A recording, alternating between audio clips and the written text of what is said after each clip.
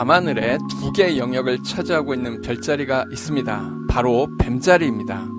뱀자리는 두 부분으로 나뉘어져 있는 유일한 별자리로서 이는 뱀의 몸통이 땅꾼에 의해 가려져 있기 때문입니다. 그래서 뱀자리는 관행적으로 뱀의 머리 부분인지 꼬리 부분인지를 구분하여 머리 부분은 세르펜스 까풋으로 꼬리 부분은 세르펜스 까우다로 표시합니다. 땅꾼자리를 기준으로 서쪽이 머리, 동쪽이 꼬리입니다. 별자리를 오늘과 같이 영역으로 나누지 않았던 고대 그리스에서는 오피스라는 하나의 단어로 표기하였습니다. 에라토스테네스와 히기누스는 뱀자리와 땅꾼자리를 구분하지 않았습니다. 반면 프톨레마이오스는 이 두 개의 별자리를 구분하여 기록하였습니다. 다만 뱀자리를 오피스로 단순 명료하게 기록하지 않고 오피스 오피우코스, 즉 땅꾼이 쥐고 있는 뱀으로 기록했습니다. 뱀자리의 뱀은 전통적으로 땅꾼의 몸 뒤를 통과하는 것으로 그려집니다. 하지만 1515년 발행된 알프레드 히트 뒤러의 별지도에서는 뱀이 땅꾼의 몸을 휘감고 있는 독특한 그림이 등장하였습니다. 별자리 하나당 한 페이지를 할당하여 별지도를 제작한 요한 바이어는 뱀자리와 땅꾼자리를 어떻게 표현해야 할지 고민하였습니다. 그의 결론은 뱀이 어둡게 표현된 땅꾼자리와 가려진 부분 없이 모두가 표현된 뱀자리를 따로따로 그리는 것이었습니다. 소비에스키의 창공에서 뱀자리는 전통에 충실하게 그려졌으며 플램스티드의 아틀라스 꿰레스티스와 보데의 우라노그라피아에서는 뱀이 땅꾼의 가랑이 사이를 통과하는 다소 절충적인 그림이 그려지기도 했습니다. 뱀은 매년 허물을 벗습니다. 이로 인해 뱀은 고대로부터 재생과 불멸의 상징으로 받아들여졌습니다. 뱀자리에 얽힌 신화는 땅꾼자리와 동일합니다.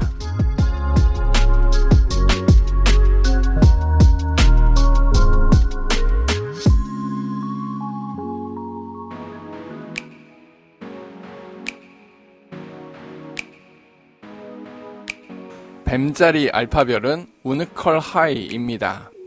아라비아어로 뱀의 목을 의미하는 후누크 알하야로부터 유래한 이름입니다. 뱀자리 세타별은 얼려입니다. 이는 아라비아어 알야에서 유래하였습니다. 알야는 동양의 특정 양품종에서 나타나는 통통한 꼬리를 의미합니다. 한때 이 단어는 큰곰자리 엡실론별인 알리오스의 어원으로 잘못 파악되기도 했습니다.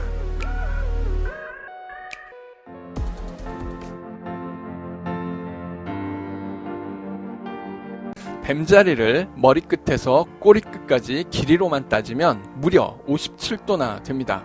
하지만 뱀자리의 상당 부분은 땅꾼자리에 의해 가려져 있어 넓이 순으로는 23번째에 해당합니다. 딥스카이 원더스에서 소개하는 뱀자리의 관측 대상은 16개입니다.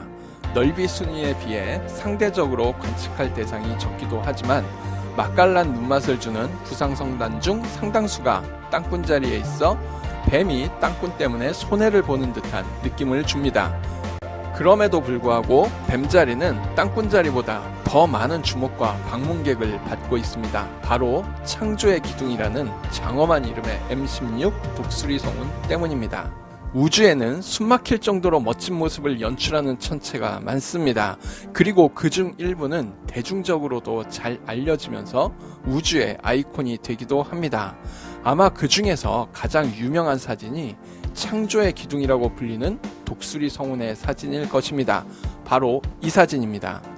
1995년에 촬영된 이 사진은 강력한 별폭풍에 깎여나가는 우주먼지의 모습을 생생하게 보여주었습니다. 지난 2014년 허블 우주망원경은 25주년 생일을 기념하여 이 성운을 다시 촬영하였습니다.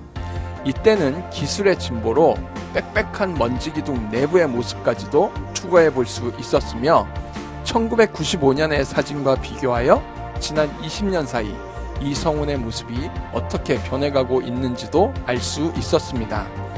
우주의 시간 척도로 보면 찰나의 시간을 살다 가는 인간이 우주의 변화를 눈으로 본다는 것이 얼마나 감격적인 일인지 모릅니다.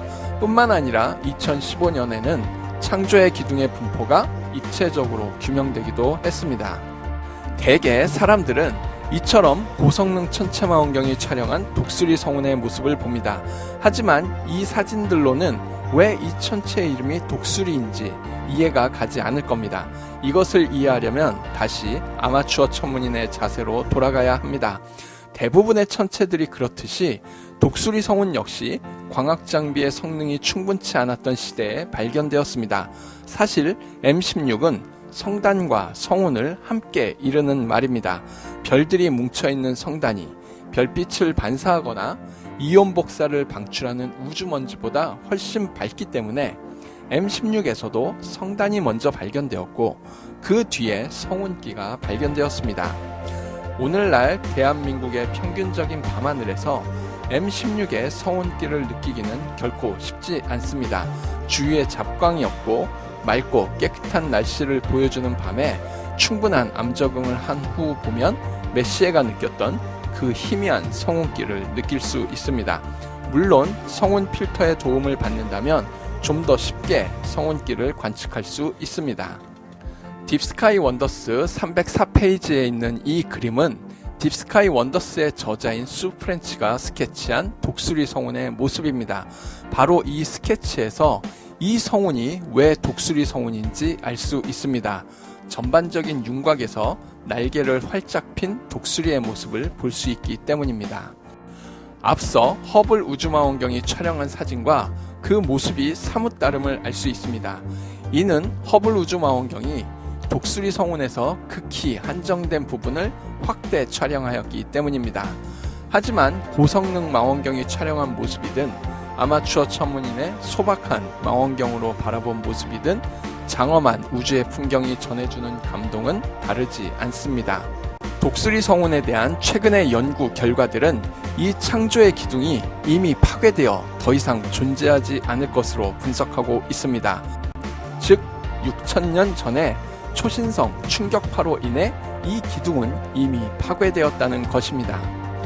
이 분석이 맞다면 독수리 성운으로부터 우리까지의 거리가 7,000광년이므로 창조의 기둥을 눈으로 볼 수 있는 기간은 앞으로 1000년이 전부인 셈이며 지금 우리는 실제 존재하지 않는 대상을 빛이라는 전자기 신호로만 인식하고 있는 것입니다.